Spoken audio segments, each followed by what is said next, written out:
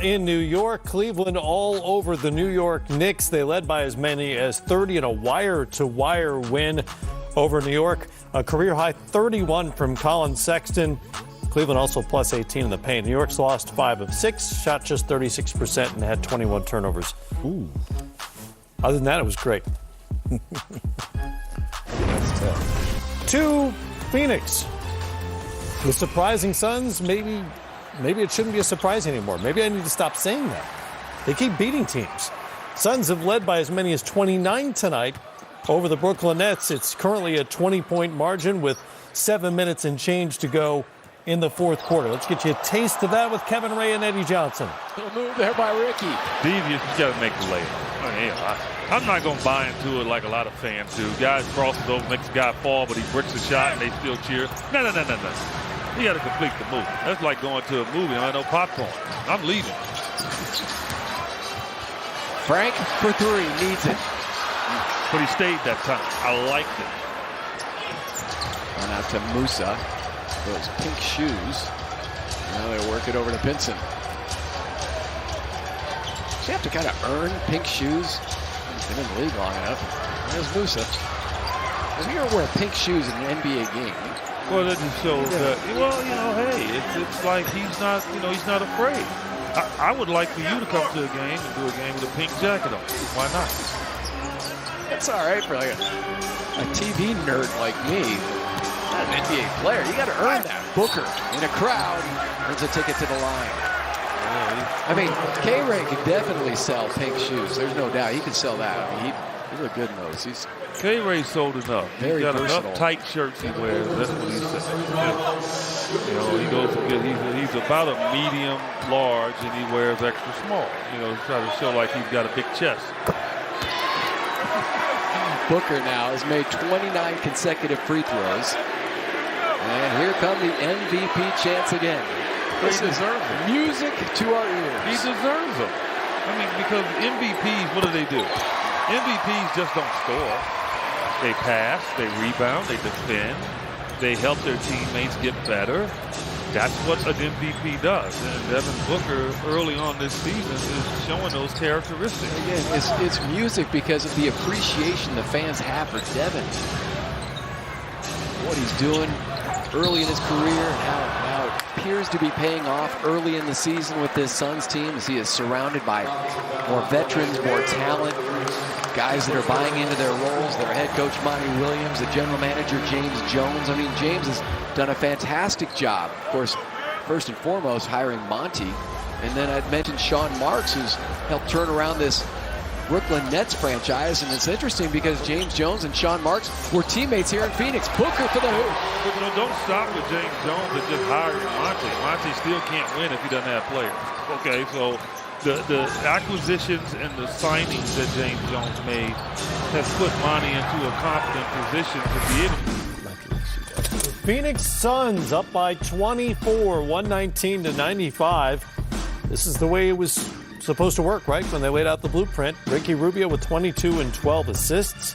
Devin Booker's got 27. He has 9 assists. As a team, the Suns have 31 tonight. Assists, that is. And just 6 turnovers. They're shooting nearly 52% from the field. Wow, we talked about it when we first came on the air, but this is impressive. They're going to be 6-3 if this holds up, which you would imagine it will. Yeah, it is extremely impressive, and I think you start obviously with Monty Williams, but give their front office a lot of credit too, because James Jones with some of the moves he was able to make. I think Ricky Rubio has been an incredibly good fit with a guy like Devin Booker, who showed last year that he is more than a scorer. He is a really good passer. You heard Eddie Johnson talking about it, the color analyst for Phoenix. He's a complete basketball player. And now, I think he trusts Ricky to a point where he's more efficient, too. He's not just out there seeking shots, letting the game come to him. And, man, they have gotten off to a really good start. They could, like we talked about this before, we saw with Brooklyn last year in the Eastern Conference where they took a step. Maybe Phoenix is a team this year that's ready to take a step because they've got a bona fide superstar in Devin Booker. They're going to get DeAndre Ayton back at some point. Aaron Baines and Kelly Oubre have both been really good. Oubre had 16 in the first half tonight, so a lot of positive contributions from this team. And again, I go back what we talked about earlier, they're defending as well. Yeah. Obviously, it all works in concert. The personnel decisions, bringing in Rubio, Baines, a couple other guys as well, and Monty Williams. What has changed so radically in your mind that this team that won 19 games last year, 19, is on like a 52-win pace now? Well, the culture overall, and that's something that you can attribute directly to James Jones as well as Monty Williams.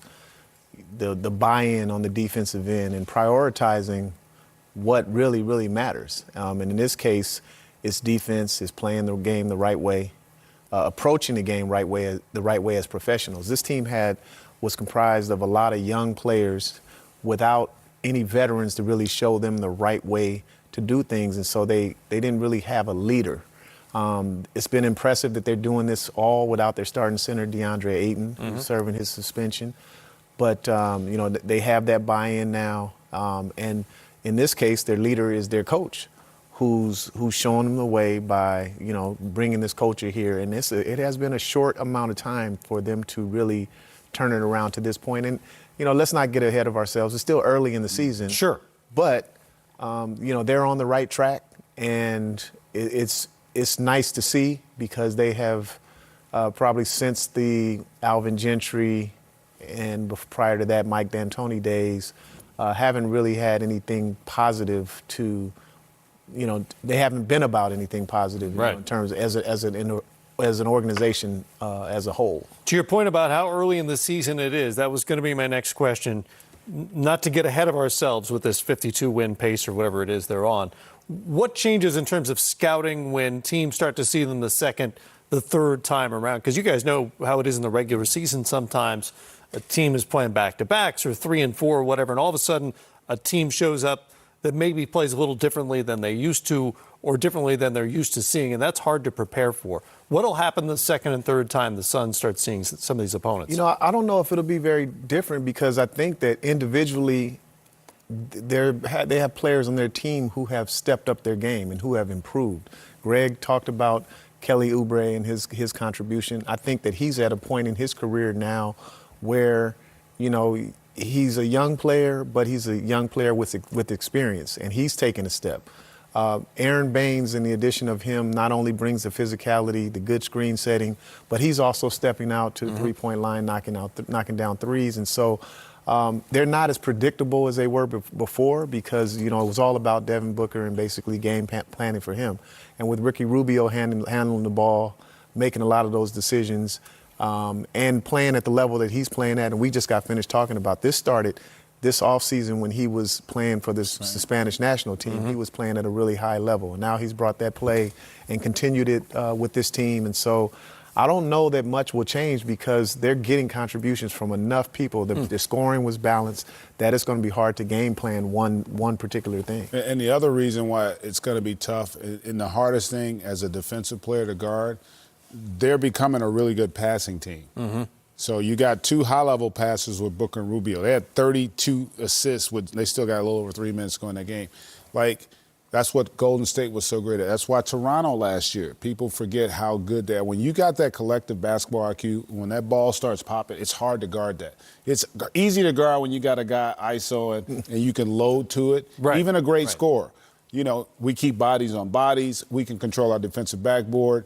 But when that ball is moving and you got defensive heads on swivels the way they are doing right now, it makes it hard to game plan in the regular season because ultimately you still have that truly great player in Booker. When things do go south, that can go out and create an opportunity for you. This will be their 6th win in their 9th game of the season.